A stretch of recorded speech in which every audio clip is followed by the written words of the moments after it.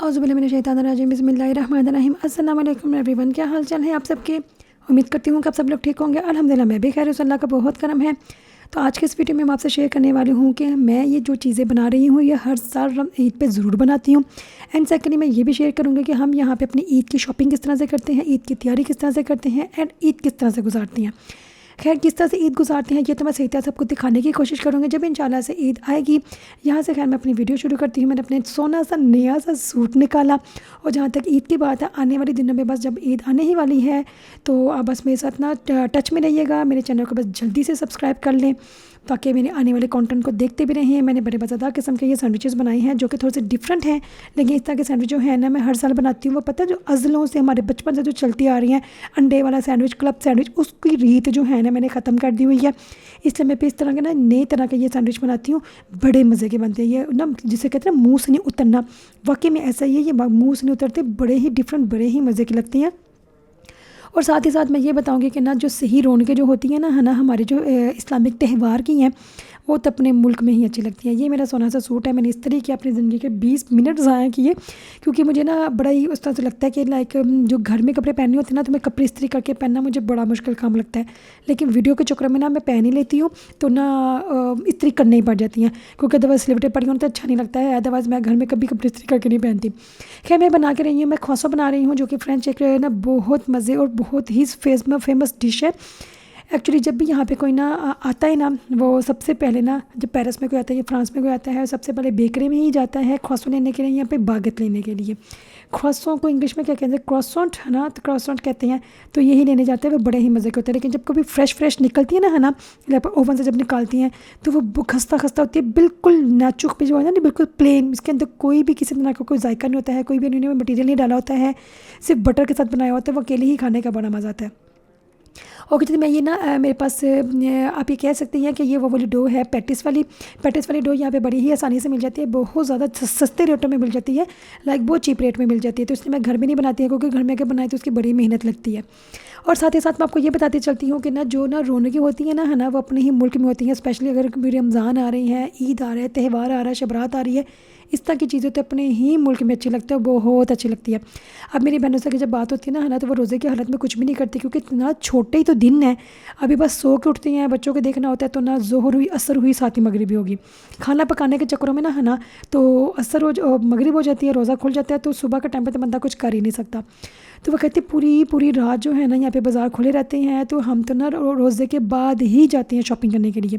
मुझे बड़ा अच्छा लगता है, कितनी रौनक लगी। तो कहते कि ना दिन के टाइम पे भी रश होता है, रात के टाइम पे भी रश होता है, लेकिन कदरे ना रात के टाइम पे थोड़ा सा कम होता है, लेकिन बड़ी रौनक होती है, बहुत ज़्यादा रौनक होती है ना।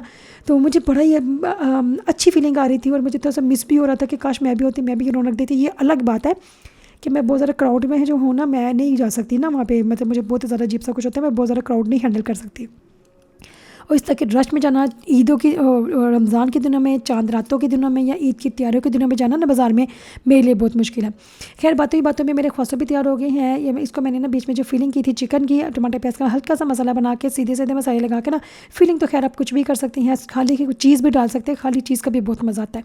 और साथ में चिकन की, कीमे की, आलू की, सब्जियों की, किसी भी तरह की अपना अपने पसंद के हिसाब से, अपने टेस्ट के हिसाब से इसकी फीलिंग कर सकते हैं। मैंने वैसे की थी चिकन की क्योंकि मेरे घर में ना चिकन ज़्यादा शौक से खाया जाता है माशाल्लाह। कीमा तो मुझे खुद भी नहीं पसंद है। अब इस ख्वासों के अंदर मैं मछली, भिंडियाँ या गोभी डालने तो रही, इसलिए मैंने चिकन के ही बना लिया। अगर आपका दिल करता है तो आप टिंडे में डाल लीजिएगा, मैंने फ़िलहाल नहीं डाला था। इतनी मज़े का, इतना क्रंची, इतना डिलीशियस से बनता है ना और हल्का फुल्का होता है। अगर स्पेशली जब गरम निकलता है ना तब भी इसको खाया जाए ना फिर बहुत ही मज़ा आता है। खैर ये तो मेरे तैयार हो गए हैं। और जहाँ तक ना यहाँ तैयारियों की बात है ना, यहाँ पर जब ना रोज़ा खुलता है ना तो माल तो सारे बंद हो चुकी होती हैं। तो मैं क्या करती हूँ, मैं तो रमज़ान से पहले ही ना अपने बच्चों के जो शलवार कमीज़ मंगवाने होते हैं ईद की नमाज़ पढ़ने के लिए या अपने लिए जो कपड़े होते हैं ना, मैं रमज़ान से पहले ही मंगवा लेती हूँ। इस दफ़े मेरा पार्सल थोड़ा सा लेट हो गया तो मैंने शॉर्ट वैसे बनाया था, अगर आपने नहीं देखा होगा तो देख लीजिएगा। मेरे भाई ने माशाल्लाह से मुझे पार्सल भेज दिया था, तो वो ना जंगों शंगों की वजह से ना मेरा पार्सल फंस गया था। मुझे बड़ी टेंशन हो रही थी कि याला मैं क्या करूँगी, मेरे पास तो कोई सूट भी नहीं है। खैर है थे, लेकिन वो इतने नहीं थे है कि मैं ईद पे पहन सकूँ ना। तो मुझे बड़ी टेंशन हुई थी कि मैं क्या करूँगी, कैसे करूँगी। तो मैं फिर ना मैंने पूरा अपना माइंड बना लिया हुआ था कि पार्सल नहीं भी आया ना, मैं चुप करके ऐसे मुँह बना के बैठी रहूँगी, मैं तैयार नहीं होंगी। हालाँकि कहते हैं कि ईद पे जो तैयार होना होता है ना, कहते नहीं लाइक बिल्कुल फैक्ट है, ईद पे जो तैयार होना होता है ना वो अल्लाह ताला के लिए होना होता है। कि मेहंदी लगाते हैं हम, ये कपड़े पहनना या किसी भी तरह की कोई भी तैयारी होती है ना, वो अल्लाह ताला के लिए होती है और वो ज़रूर करनी चाहिए। इसका सवाब भी होता है। हम जब ईद पे तैयार होते हैं उसका सवाब होता है। अल्लाह ताला बहुत खुश होती हैं जब ना, क्योंकि अल्लाह ताला कहता है कि ना जब मेरे बंदे ने पूरा महीना मेरे लिए रोज़ा रखे है, वो खुद तैयार हो रहा है और तैयार होकर ईद सेलिब्रेट कर रहा है या कोई तरह की पार्टी ही कर रहा है, सेलिब्रेशन कर रहा है, तो अल्लाह ताला बहुत खुश होती हैं। इसलिए ईद पे तैयारी जो है ना भरपूर तरह की किया करे, क्योंकि यहाँ पे जो ईद है ना एक ही दिन की होती है। सिर्फ हमारा एक दिन में ना हमने जो भी करना होता है ना, सर के बालों से लेकर पैर के पाँव के नील तक ना हमने अपने आप को सजाने की कोशिश करती हूँ। खैर पैरों शैरों को मैं ज़्यादा सजाती नहीं हूँ, क्योंकि मैं ज़्यादातर मेरी आदत होती है मैं सॉक्स से पहन के रखती हूँ। तो ये नेल्स बड़े करना या नेल पॉलिश लगाना, ये मुझे बिल्कुल भी, मैंने ज़िंदगी में कभी नेल लंबे नहीं किए हैं ना, फिर नेल पॉलिश वगैरह मैंने ज़िंदगी में कभी नहीं लगाई। शादी में भी ना मेरे नकली नेल लगे थे, तो बस मैं नहीं यूज़ करती। खैर तो ना ये देखिए बातों ही बातों में मेरी दूसरी चीज़ भी तैयार होती जा रही है। ये जो ग्रिल सैंडविच है ना, ये बड़े मज़े का बनता है। अंडे का मैंने बनाया था, इसका सॉस में इसके अंदर गाजरें डाली थी, अंडा मैंने उबाल कर डाला था, उसकी सॉस तैयार कर दी, उसके साथ मैंने चीज़ रखा है स्क्वायर वाला जो हम बर्गर में यूज़ करते हैं। और ये जो चिकन मैंने इसको वो बनाई थी ना, सोते की थी, बड़े मज़े की थी ये वाली चिकन ना। इसकी वजह में जब जाती है ना, तो उसको जब ग्रिल करती हैं तो गरम गरम क्रिस्पी जब ग्रिल वाले ना पैन से निकलता है तो बहुत ही ज़्यादा मज़ा आता है, बड़ा डिलीशियस बनता है। कोई शक्ल से भी लग रहा होगा बड़े मज़े की है, एक बार ट्राई कीजिएगा। क्योंकि हम जो अज़लों से खाते आ रहे हैं ना, उसको थोड़ा सा चेंज करना चाहिए। मैं तो हर एक चीज़ का कहती हूँ थोड़ा सा चेंज करना चाहिए। हमारी आंखों को भी थोड़ा सा डिफरेंट चीज़ नज़र आए, हमारे दस्तरख़्वान को भी चीज़ डिफरेंट नज़र आए, और हमारे घर वालों को भी डिफरेंट नज़र आए कि हमने कुछ ना नई एफ़र्ट की है। तो इसलिए भी मैं क्या करती हूँ, मैंने अपने रमज़ान से पहले पार्सल मंगवा लेती हूँ, उसमें ही मेरे जूते शूते वगैरह ज्वेलरी वगैरह आ जाती है। क्योंकि मुझे ज्वेलरी का बहुत शौक है। फिर मैं गर्मियों के कपड़ों में भी ना ज्वेलरी ज़रूर मंगवाती हूँ, मैचिंग वाली ना। पहनती बहुत कम हूँ, लेकिन मुझे बहुत अच्छा लगता है कि मैं मंगवाऊँ। तो मैंने मंगोली हुई है सब कुछ ही। तो इसका मतलब है कि ना हमारी तो तैयारी हो गई। जैसे होता है ना कि पाकिस्तान में चांद रात तक ना लोग घूमते ही जा रहे हैं, फिरते ही जा रहे हैं, बाज़ारों में घूमते ही जा रहे हैं, ये चीज़ रह गई है, वो चीज़ रह गई। मेरा ऐसा नहीं होता है, लेकिन हाँ अल्लाह भला करे मेरी बहनों का माशाल्लाह वो मेरे लिए ना ख़वार होती हैं।